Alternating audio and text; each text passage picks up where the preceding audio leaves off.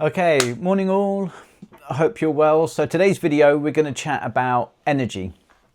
Pretty much whenever I chat with a client, we have a consultation and we talk about goals, and they first talk about what physical goals or activity-wise exercise goals they have, cardiovascular performance or strength training, etc.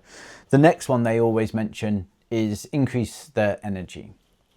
So in the 5-element system, in the first couple of months, we're working on 6 to 7 really foundational levels, holistic levels. Your sleeping, breathing, eating, hydrating, moving, thinking, energizing. And, to bring those all in and put them into a sort of system or a nice acronym that's easy to learn, I created C.H.A.R.G.E, right? So very apt for charging up your energy. So C.H.A.R.G.E. C stands for calories and nutrients. So as you know, we get energy by the foods we eat. Well, one part of how we get energy. And there's also an addition and a subtraction to that. We're looking at the foods that work for us and the right amounts and what doesn't. We don't want to overeat because that makes us sluggish and bloated and tired and fatigued. And we don't want to undereat as well. At the end of the day, health really comes from like cell turnover in the body. Can the body get rid of all the waste products and turn over well enough to keep regenerating the organism that you see in the mirror to the best of its ability? And it needs energy to do that, and it needs nutrients to do that. The right nutrients in the body at the right time and the right dosage is going to satiate you and make sure the body's got all of those things required to do the job properly. Get food from mouth to anus, get rid of all the waste as well, and turn over appropriately.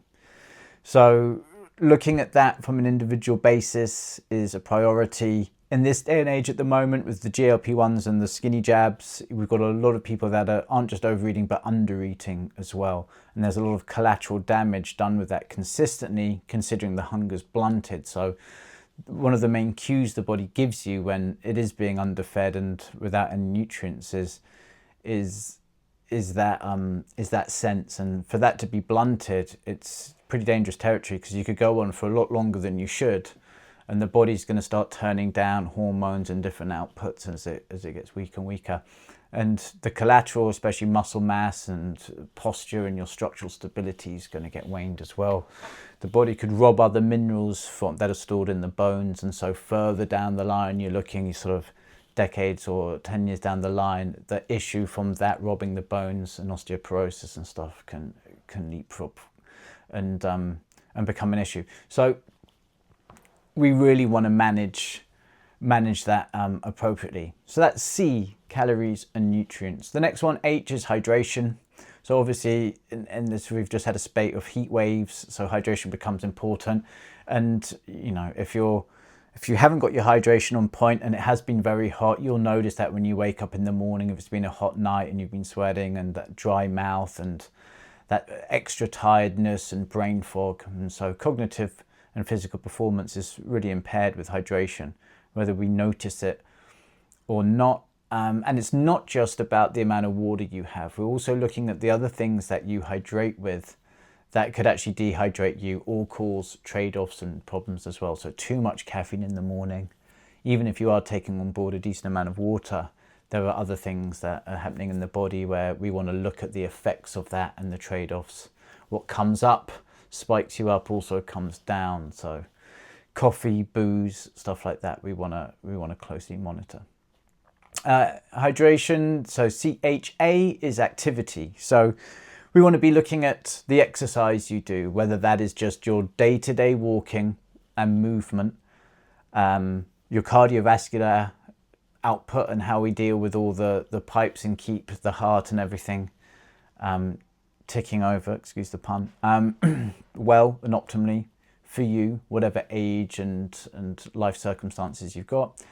And also strength training and mobility, posture also goes into that section, as well as looking at making sure that even things like walking is done properly. Remember, you can have compensation patterns where things are out or weak in the hips and people have got a slight gait or a hip hike, and these things can just exacerbate problems and weaknesses and pain points and trigger points further down the line. So there's a fair amount to look at in that and get the dosage right for the individual. One of the most important things is that if we are trying to train intensely at some point, whether that's strength or cardio, is to make sure we're recovered properly for that, which is the next section, which is after A, the R, which is recovery and rest. In this, we've obviously got sleep, the master key to help reboot us, that this world and reality, make sure every organism does every night is a necessity. But also to make sure we've got some recovery practices in here that we're doing in between the sessions to make sure those tissues are pliable. So stretching, mobilizing, going after some trigger points with things like tennis balls or lacrosse balls and rollers, any active recovery things we like doing. So other activities you can insert in here to make sure we're mobilizing and moving in a low impact environment. What else after that? G for good thinking patterns. Super underused and utilized in the Western world. We seem to be getting on board with it. People are aware that they overthink a lot, or they're overwhelmed or overstressed with work, and that information and language and network is coming in via a lot of overstimulated thought. But we're still super bad at really addressing it and training it. You know, and you've heard this before, like, you know, training the body in the gym. We need to train the mind and the thinking patterns and observe them. And for that, it's not just outsourcing to let's go and sit in a yoga room and just or just sit and listen to a guided meditation for 10 minutes and think we've ticked that box. We really need to observe our own individual thinking patterns and try and pull weeds out by the root. So it's really looking at our conditioned patterns of behavior, and often in just the mere looking comes the individual solution for you. So we're having pockets of time where we're sitting down to really flesh out, really observe, really write down, really monitor and work on individual things, rather than be a bit sort of surface skimming and a bit blasé about it. You know, just as an example, it's never the external triggers that people think it is. Oh, if only I didn't have that, then I wouldn't think too much about it. But it never really is the external trigger, it's our association with it. So as an example, I could be in a room and a tarantula could be on the desk.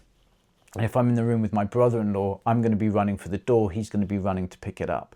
He collects spiders and tarantulas and loves them. I watched Arachnophobia when I was too young, and big ass hairy spiders don't do it for me.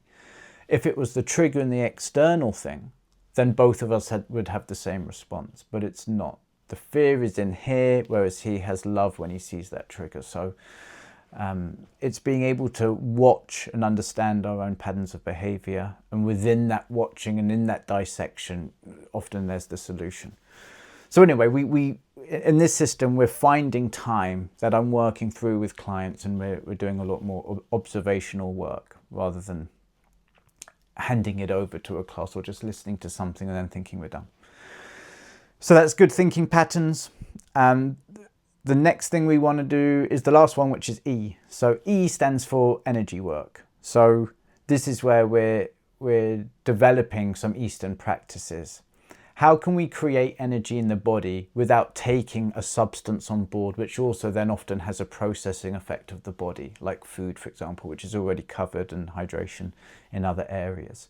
So there's stilling the mind, there's meditation, there's breath work, and obviously for me, there's Qigong, which its literal translation is energy work. So we're working on the body and able to increase its energy reservoirs and stores and calm the body and the mind with just doing some movement, slow movement and intentional practices. So I'm going to wrap it up there because this will be just under 10 mins.